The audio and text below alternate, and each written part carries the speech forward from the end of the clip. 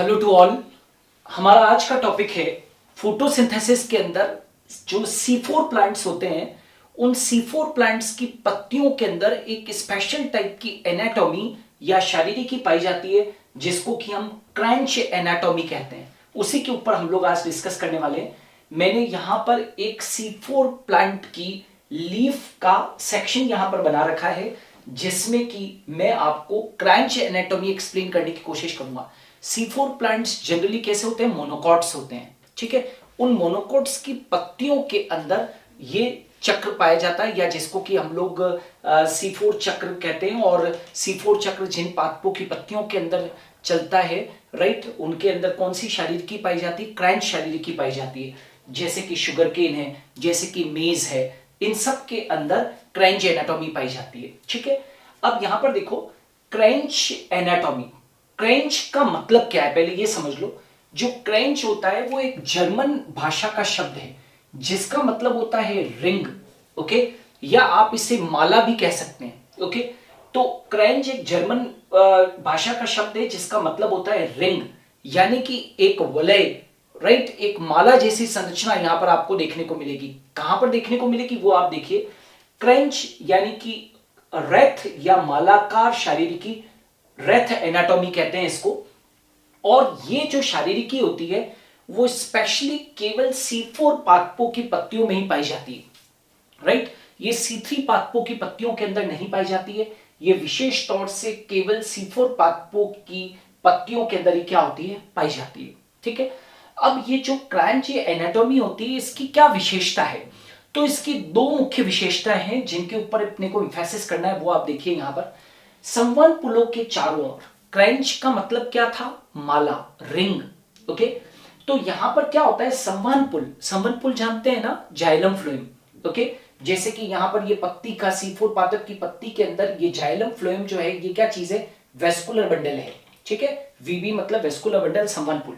तो संवहन पुलों के चारों ओर ये संवहन पुल है, तो यहां पर कंसेंट्रेट कीजिए तो ही आपको क्रंच का मतलब समझ में आएगा। संवहन पुलों के चारों तरफ ये संवहन पुल है और इस संवहन पुल के चारों तरफ यहां पर इसके चारों ओर मृदुतक कोशिकाओं का एक आवरण पाया जाता है, ठीक है। यानी कि मैं कहना चाहता हूं कि vascular bundles are surrounded by a sheet of the parenchymatous cells. और ये जो पेरेन्काइमेटस सेल्स की जो शीट है इसको हम क्या बोल देते हैं? That is known as the पुल्लाच्छद कोशिका। ये वाली जो चीज है इसको हम क्या बोल देते हैं? पुल्लाच्छद कोशिका, या इसको हम क्या बोल देते हैं? क्रांज कोशिका। ये वाली जो आपको दिख रही है ये सब क्या है? पुल्लाच्छद कोशिका या क्रांच कोशिका। इसको इंग्लिश के अंदर हम बंडल शीट सेल, या इसको हम क्या बोल देते हैं? क्रांच शेल कह देते हैं, ओके। तो एक बार फिर से रिपीट कर दूंगा, संवहन पुलों के चारों तरफ मृदुतक कोशिकाओं का एक आवरण पाया जाता है। इस आवरण को हम पुल्लाच्छद कोशिका या क्रांच कोशिका कहते हैं, ठीक है। और इनके चारों ओर देखिए, संवहन पुलों के चारों ओर क्या है? पुल्लाच्छद कोशिका या क्रांच कोशिका है जो कि एक वलय के समान पाई जा रही है। और इनके चारों तरफ मतलब कि पुल्लाच्छद कोशिका के चारों तरफ संकेंद्री वलयों में कंसेंट्रिक रिंग्स के अंदर, कंसेंट्रिक रिंग समझते हैं ना, जैसे प्याज के जो छिलके होते हैं वो कैसे होते हैं? एक के ऊपर एक के ऊपर एक, वैसे ही संकेंद्री वलयों के अंदर चारों ओर क्या पाई जाती है? मीजोफिल सेल्स पाई जाती है, यानी कि पर्णमध्योतक कोशिकाएं पाई जाती है। ये क्या है? पर्णमध्योतक कोशिका। तो मैं ये कहना चाहता हूं ये तो संवहन पुल है, संवहन पुल के चारों तरफ मृदुतक कोशिकाएं जो पाई जा रही है वलय के रूप में, वो तो है पुल्लाच्छद कोशिका या क्रांच कोशिका, ओके। और इनके चारों तरफ संकेंद्री वलयों के रूप में कौन सी कोशिकाएं पाई जा रही है? पर्णमध्योतक कोशिका, या कौन सी पाई जा रही है? मीजोफिल सेल्स पाई जा रही है। और ये जो मीजोफिल सेल्स है ये भी कैसी है? पेरेन्काइमेटस सेल्स है या मृदुतक कोशिकाएं, ओके। तो ये तो आपको पहले तो ये मालूम होना चाहिए कि ये इसकी मुख्य विशेषता है। नंबर 2 कि जितनी भी C4 पादपों की जो पत्तियां होती है जिनके अंदर की क्रांच एनाटॉमी पाई जाती है, उन सभी पत्तियों में डाइमॉर्फिक क्लोरोप्लास्ट होते हैं। देखिए, C3 पादपों की पत्तियों के अंदर एक ही प्रकार का क्लोरोप्लास्ट होता है, लेकिन यहां पर द्विरूपी क्लोरोप्लास्ट, द्विरूपी हरितलवक पाए जाते हैं, डाइमॉर्फिक क्लोरोप्लास्ट पाए जाते हैं। और ये क्रांच एनाटॉमी की सबसे बड़ी क्या है? विशेषता है। अब डाइमॉर्फिक क्लोरोप्लास्ट कौन कौन से होते हैं? तो यूं समझिए, ये क्या चीज थी? पुल्लाच्छद कोशिका यानी कि बंडल शीट सेल, और इसके चारों तरफ क्या थी? Mesophyll cell. तो मैं ये कहना चाहता हूं कि यहां पर दो प्रकार के क्लोरोप्लास्ट पाए जा रहे हैं, दो प्रकार के हरितलवक पाए जा रहे हैं। जो बंडल शीट सेल के अंदर जो मिल रहे हैं, जो बंडल शीट सेल के अंदर जो क्लोरोप्लास्ट मिल रहे हैं, उनको तो बोलते हैं बंडल शीट क्लोरोप्लास्ट, या हिंदी में मैं कहूं तो पुल्लाच्छद कोशिका या क्रांच कोशिका के अंदर मिलने वाले हरितलवकों को हम क्या बोल देते हैं, पुल्लाच्छद हरितलवक कह देते हैं।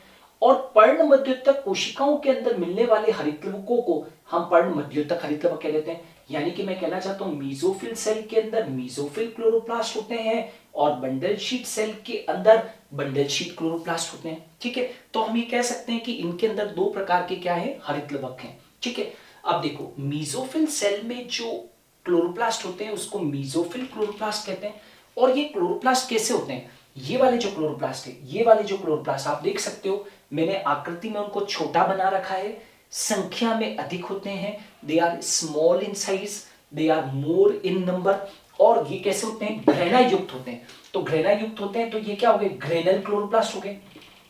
ग्रेनल क्लोरोप्लास्ट मतलब ये बात क्लियर हो गई कि मीजोफिल सेल के अंदर जो क्लोरोप्लास्ट होंगे वो छोटे होते हैं, संख्या में अधिक होते हैं, उनमें घृणा उपस्थित होता है, तभी तो उनको क्या बोलते हैं, ग्रेनल क्लोरोप्लास्ट कहते हैं। और इनमें स्टार्च ग्रेन क्या होते हैं, एब्सेंट होते हैं। यानी कि इनके अंदर जो मंड कण यानी कि जो स्टार्च ग्रेन्स होते हैं वो क्या होते हैं, एब्सेंट होते हैं। ओके, अच्छा एक और चीज याद रखनी है, राइट, कि आप देखोगे कि C4 पादपों के अंदर, राइट, C4 साइकिल चलती है। और याद रखना कि C4 साइकिल जो चलेगी उसके अंदर यहां पर दो कार्बोक्सिलेशन रिएक्शंस होंगे। यानी कि कार्बन का जो कार्बन डाइऑक्साइड का जो फिक्सेशन होगा वो दो बार होगा। एक बार जो होगा वो मीजोफिल सेल के अंदर होगा और दूसरी बार जो कार्बोक्सिलेशन रिएक्शन है, कार्बन डाइऑक्साइड का जो फिक्सेशन है, स्थिरीकरण है, वो कहां पर होगा, that is bundle sheath cell के अंदर होगा। तो दो कार्बोक्सिलेशन रिएक्शन है। तो मैं ये कहना चाहता हूं जो प्रथम कार्बोक्सिलेशन रिएक्शन जो है, प्रथम कार्बोक्सिलेशन रिएक्शन यानी कि जो CO2 का फिक्सेशन होगा वो कहां पर होगा, मीजोफिल सेल के अंदर होगा। और मीजोफिल सेल के अंदर किसकी प्रेजेंस में CO2 का फिक्सेशन होगा, तो पेप कार्बोक्सिलेज एंजाइम की प्रेजेंस में CO2 का फिक्सेशन होगा। और CO2 का जो ग्राही होगा वो कौन है, पेप। CO2 का ग्राही कौन है, पेप, जो कि 3 कार्बन युक्त कंपाउंड है। पेप क्या होता है, that is phosphoenol pyruvic acid. तो मैं ये कहना चाहता हूं कि मीजोफिल सेल के अंदर प्रथम कार्बोक्सिलेशन होगा PEP carboxylase enzyme. PEP carboxylase enzyme को शॉर्ट में हम पेप को भी बोलते हैं। पेप कार्बोक्सिलेज एंजाइम यानी कि फॉस्फोइनोल पाइरुवेट कार्बोक्सिलेज एंजाइम की प्रेजेंस में क्या होगा, प्रथम कार्बोक्सिलेशन होगा। CO2 कंबाइन करेगा एक 3 कार्बन कंपाउंड के साथ में जिसका की नाम है पेप, पेप कार्बोक्सिलेज एंजाइम की प्रेजेंस में। तो ये 3 कार्बन युक्त कंपाउंड है और एक CO2 इसको यहां से प्राप्त होगा, एक कार्बन प्राप्त होगा CO2 से, तो पेप कन्वर्ट हो जाएगा किसके अंदर, 4 कार्बन कंपाउंड के अंदर जिसका नाम क्या है, ऑक्सिलोएसिटिक एसिड। तभी तो हम C4 साइकिल को हम क्या कहते हैं, C4 साइकिल कहते हैं। क्यों, क्योंकि प्रथम स्थायी उत्पाद जो C4 प्लांट्स के अंदर बनता है वो 4 कार्बन वाला बनता है जिसको कि हम क्या बोलते हैं, ऑक्सिलोएसिटिक एसिड कहते हैं। ओके, अब आ जाते हैं that is the bundle sheath cell. ये बंडल शीट सेल है। तो बंडल शीट सेल के अंदर या क्रांच शेल के अंदर या पुल्लाच्छद कोशिका के अंदर जो क्लोरोप्लास्ट होगा उसको मैं बंडल शीट क्लोरोप्लास्ट यानी कि पुल्लाच्छद हरितलवक कहूंगा।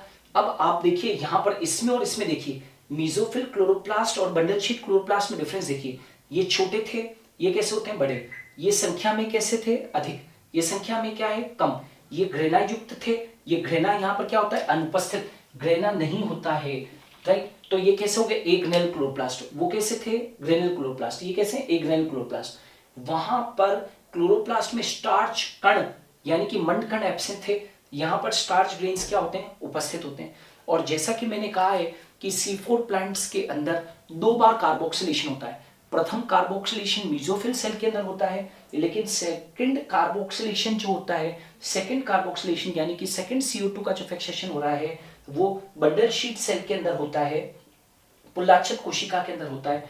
और अब की बार ये जो फिक्सेशन हो रहा है वो रिबिस्को एंजाइम की प्रेजेंस के अंदर हो रहा है, राइट। तो रिबिस्को एंजाइम की प्रेजेंस में हो रहा है या RUBP कार्बोक्सिलेज एंजाइम आप कह सकते हो। तो यहां पर देखो आप क्या है, यहां पर CO2 ग्राही कौन है, RUBP, राइट। CO2 ग्राही यहां पर कौन है, RUBP। तो RUBP कंबाइन करेगा CO2 के साथ में रुबिस्को एंजाइम की प्रेजेंस में, और क्या बन जाएगा, PGA बन जाएगा। अब आपको लग रहा होगा कि PGA तो एक 3 कार्बन कंपाउंड है, right, PGA is a 3 carbon compound, और वो जो बन रहा था वो तो C3 साइकिल के अंदर बन रहा था, लेकिन हम तो क्रेंज एनाटॉमी C4 प्लांट्स में पढ़ते हैं, तो C4 प्लांट्स में ये बात तो समझ में आती है कि 4 कार्बन कंपाउंड बनता है ऑक्सिडो एसिटिक एसिड, सो ये 3 कार्बन कंपाउंड बना। तो इसका क्या तात्पर्य, तो आपको ये मालूम होना चाहिए कि C4 प्लांट्स के अंदर दोनों चक्र चलते हैं, C4 चक्र भी चलता है और C3 चक्र भी चलता है। यानी कि मैं कहना चाहता हूं कि यहां पर हेचेन-स्लेक साइकिल, C4 साइकिल को हम हेचेन-स्लेक साइकिल भी कहते हैं, और यहां पर C3 चक्र यानी कि केल्विन साइकिल भी चलती है। तो जितने भी C4 पौधे जो होते हैं, C4 प्लांट्स होते हैं, उनके अंदर C4 चक्र भी चलता है और C3 चक्र भी चलता है। लेकिन ध्यान रहे कि C3 चक्र जो है वो केवल बंडल शीट सेल के अंदर ही चलता है, क्योंकि वहां पर क्या प्रेजेंट होता है, रुबिस्को एंजाइम प्रेजेंट होता है। Are you getting? तो ये आपको मालूम होना चाहिए किसके बारे में, क्रेंज एनाटॉमी के बारे में। तो आज का जो वीडियो हमारा बेस था वो क्रेंज एनाटॉमी के ऊपर था। बहुत इंपॉर्टेंट रहता है एग्जामिनेशन पॉइंट ऑफ व्यू से। कई बार आपको एंजाइम से और क्लोरोप्लास्ट की संख्या, आकार, आकृति के बारे में क्वेश्चन पूछ लेते हैं, तो आपको ये मालूम होना चाहिए कि क्रेंज एनाटॉमी जो है वो C4 पादपों की पत्तियों की बहुत बड़ी विशेषता है। So keep watching my videos, thanks a lot for watching. यदि आप इस वीडियो का स्क्रीनशॉट लेना चाहते हैं तो आप स्क्रीनशॉट ले सकते हैं।